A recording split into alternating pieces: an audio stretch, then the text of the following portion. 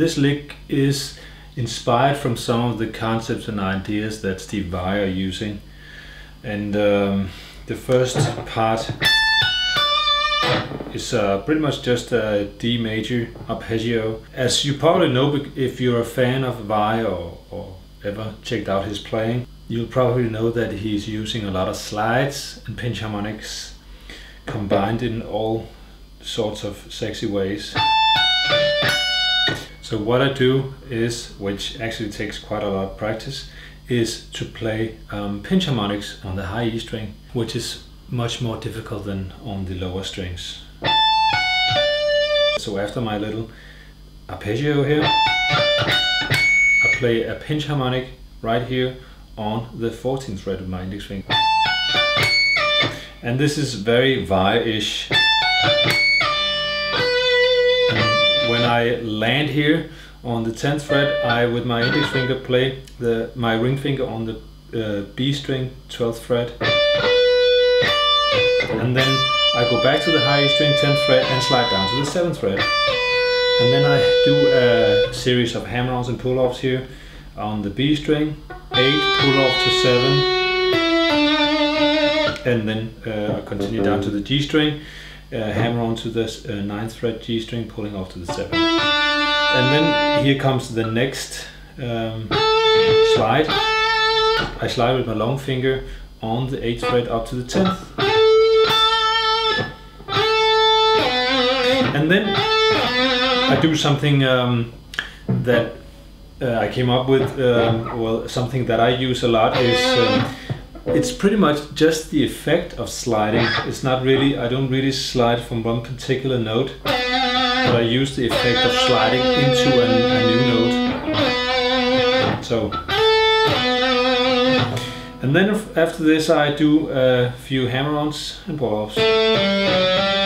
And then this funky thing here, hammer on again to on the D string. Remember to follow the tablature on my website. So while I slide up to the octave, which is from the 7th fret D string to the 19th fret. In the middle of the slide, I actually dip down with the whammy bar.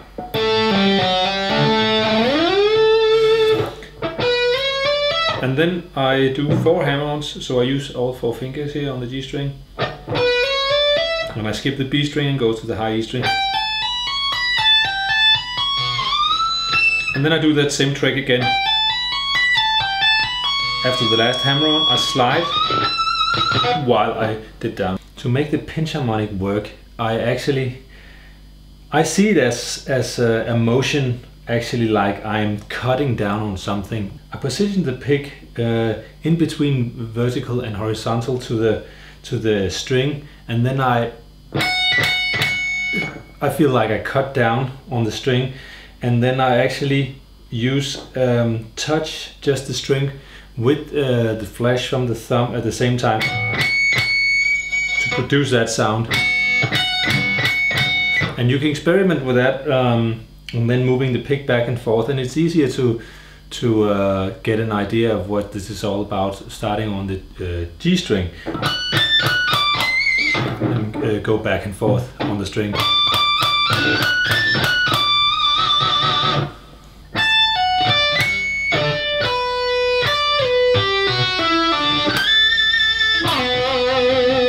And the whammy bar work here.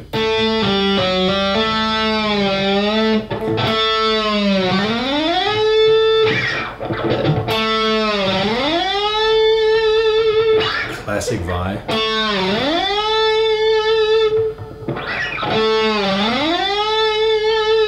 And you really have to get the feeling of working with the whammy bar in your fingers. I would really like to encourage you to take the concepts out of this little idea lick, and use the idea of sliding between the little arpeggios that you can compose from the scale. This could be the second position of the major scale.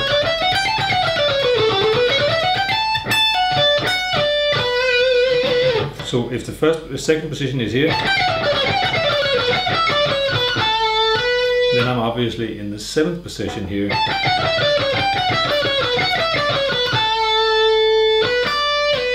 So the 7th is here, 6th and 5th. So if you want to use this as a little lick that you use in your improvisation, when you finally land here on the last part, you would be in the 5th position and then shredding on in your solo.